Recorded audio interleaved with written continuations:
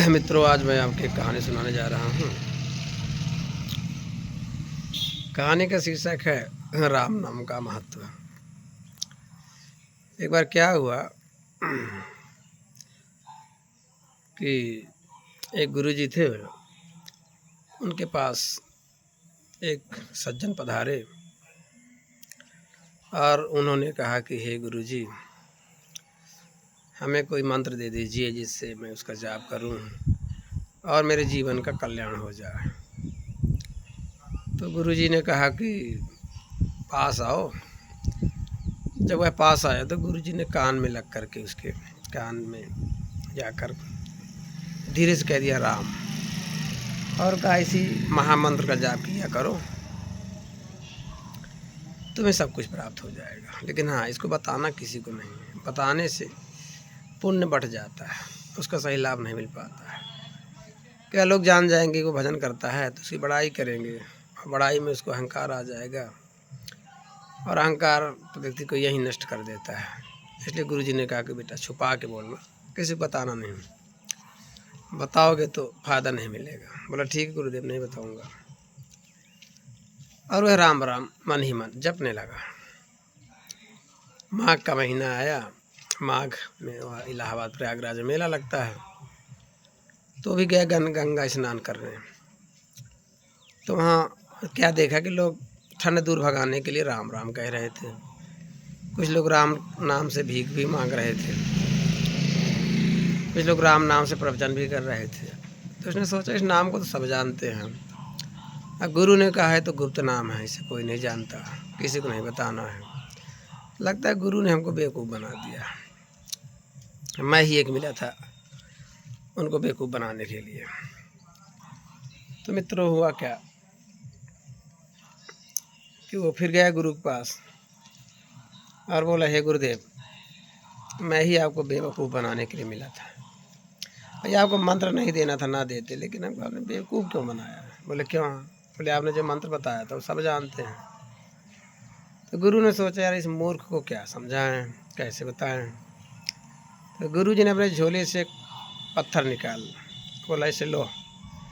शिष्य बोला पत्थर काहे दे रहे हैं, मैं इसे क्या करूँगा? कहने कि इसको तुमको लेके बाजार जाना है और इसकी कीमत पूछना है, ये पत्थर कितने का है।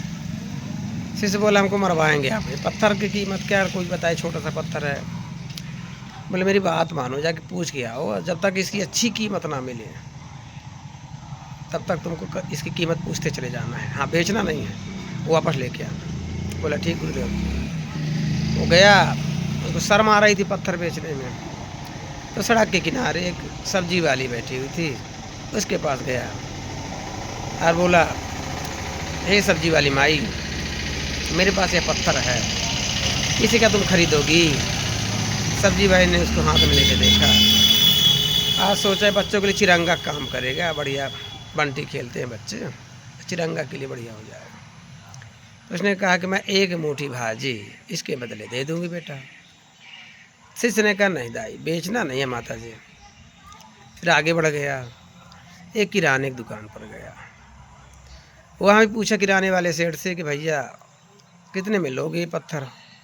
सेठ ने ध्यान से देखा, बोले तो बढ़िया गोल गोल पत्थर दिख रहा है, बोले 100 रुपया दे दूंगा भैया, लेकिन बेचना नहीं है। कहते तब काहे समय बर्बाद करते हो भैया, जब नहीं बेचना है तो ले जाओ।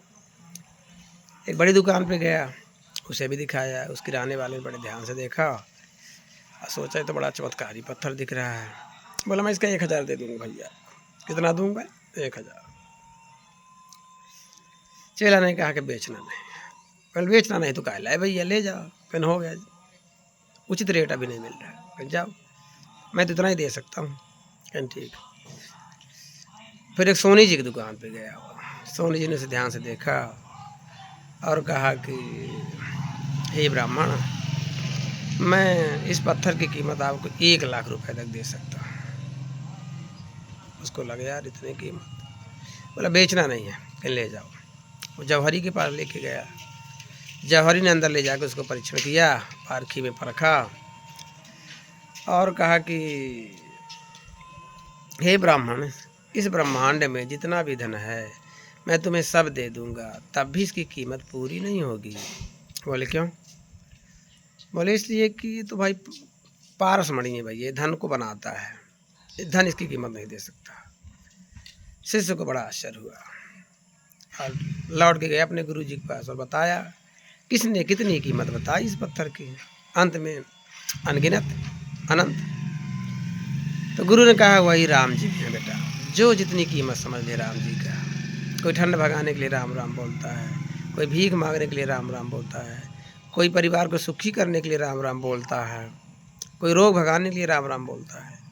हमने तुमको तो परम आनंद के लिए राम राम बताया था, मुक्ति के लिए बताया था। तो जो तरीके हमने बताया था वही तरीके सही है, दुनिया की मत देखो। ये तुमने गुरु बनाया है तो गुरु की बात मानो, फिर दुनिया के चक्कर में काहे पड़ जाते। गुरु बनाने का मतलब है ये समर्पण। जब समर्पित नहीं होते, गुरु पर श्रद्धा नहीं है, गुरु की बात नहीं मानेंगे तो कभी भी लाभ नहीं मिलता। लिखे भी हैं कि गुरु के वचन प्रतीति न जेहि, सपने हूँ सुलभ सिद्ध नहीं कहीं। जिसे गुरु के वचनों पर विश्वास नहीं है उसे सपने में भी सफलता नहीं मिल सकती मित्रों। इसलिए यदि आपने गुरु बनाया है तो उनकी बात को मानिए, उनके आदर्शों पर चलिए। वर्तमान में मैं देख रहा हूँ लोग फैशन वाले गुरु बना लेते हैं, नामी गुरु बना लेते हैं, उनके पास ना पहुँच पाते हैं ना उनकी बात ही हो पाती है। दुनिया को बताते कि मैं फलाना गुरु है, ढेमा का गुरु है, बस इतना ही, कोई सुधार नहीं हो रहा है। तो मित्रों, जो हमारे भारतीय संस्कृति में सनातन धर्म में गुरु शिष्य परंपरा है वो बहुत ही पवित्र है, उसे पूर्ण समर्पण चाहिए। यदि हमने गुरु बना लिया है तो समर्पण नहीं है तो कोई फायदा नहीं। तो गुरु बनाएं सोच समझ करके, लेकिन बनाने के बाद फिर उनकी बात को माने।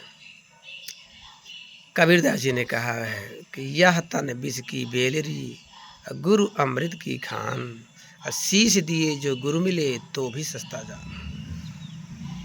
शीश देने, शीश अहंकार का प्रतीक है। अहंकार को समर्पित करने के बाद यदि गुरु मिलता है तो भी सस्ता सौदा है, महंगा नहीं है।